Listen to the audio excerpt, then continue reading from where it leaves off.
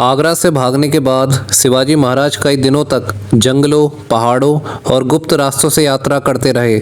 मुगल सैनिक हर जगह उनकी तलाश कर रहे थे। हर गांव, हर रास्ता, हर नदी पर चौकसी थी। लेकिन शिवाजी महाराज धरती की नब्ज जानते थे। उन्होंने अपने वफादार साथियों से कहा, मुगल हमें खोज रहे हैं और हम मुगलों को ढूंढेंगे। आखिरकार शिवाजी महाराज महाराष्ट्र की पहाड़ियों में अपने किले पहुंचे। पूरे मराठा साम्राज्य में खुशी की लहर दौड़ गई। लोगों ने उन्हें देवता की तरह देखा। लेकिन महाराज के चेहरे पर मुस्कान नहीं थी, उनकी आंखों में आग थी। उन्होंने अपनी सभा में कहा, आज औरंगजेब ने मुझे कैद किया था, कल यही मुगल मेरे लोगों को कैद करेंगे।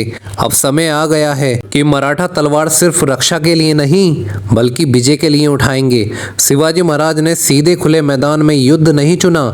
उन्होंने पहाड़ों पर किले बनाए, राजगढ़, सिंहगढ़, प्रतापगढ़ और भी कई दुर्ग। उनकी रणनीति थी, किले हमारी ढाल होंगे, पहाड़ हमारी तलवार।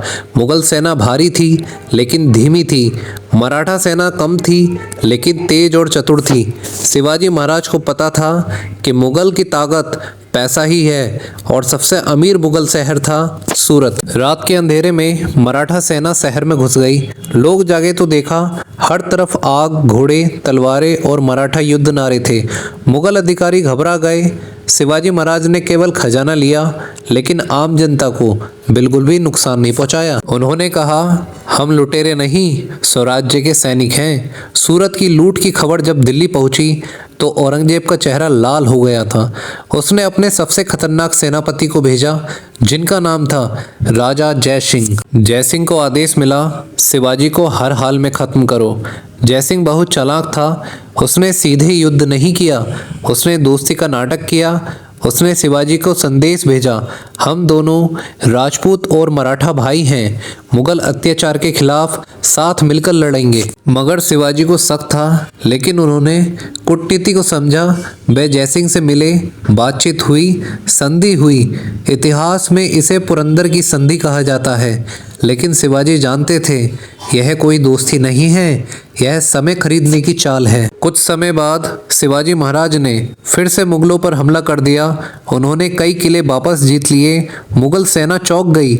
मुगल सैनिक कहते थे, वह आदमी छाया की तरह आता है और तूफान की तरह चला जाता है। उसके बाद सन 1674 में शिवाजी महाराज का राज तिलक हुआ। वे बने छत्रपति शिवाजी महाराज। पूरे हिंदुस्तान में पहली बार किसी भारतीय राजा ने मुगलों को खुली चुनौती दी। उन्होंने कहा, यह भूमि हमारी है और इस पर हमारा ही राज होगा। छत्रपति शिवाजी महाराज जानते थे कि उनका जीवन युद्धों से भरा है। उन्होंने अपने बेटे संभाजी से कहा, राजा बनना आसान है लेकिन जनता का रक्षक बनना सबसे ज़्यादा कठिन है। फिर सन 1680 में शिवाजी महाराज इस दुनिया को छोड़कर चले गए लेकिन उनका स्वराज्य सपना कभी नहीं रुका। मराठा साम्राज्य और मजबूत हुआ और मुगल साम्राज्य धीरे धीरे कमज़ोर होता गया। इतिहासकार कहते हैं, एक आदमी जिसने बादशाह को धोखा देकर भागा था, वही आदमी इतिहास में बादशाह बन गया। दोस्तों, अगर आप लोगों को स्टोरी पसंद आई हो तो प्लीज़ लाइक करें, शेयर करें। और अगर आप लोग चाहते हो कि इस स्टोरी का मैं तीसरा पार्ट भी लेके आऊँ तो प्लीज़ आप लोग कमेंट बॉक्स में पार्ट नंबर 3 लिखें। और अपना YouTube channel the institute plus 2.0 को सब्सक्राइब करना ना भूलें। Thank you.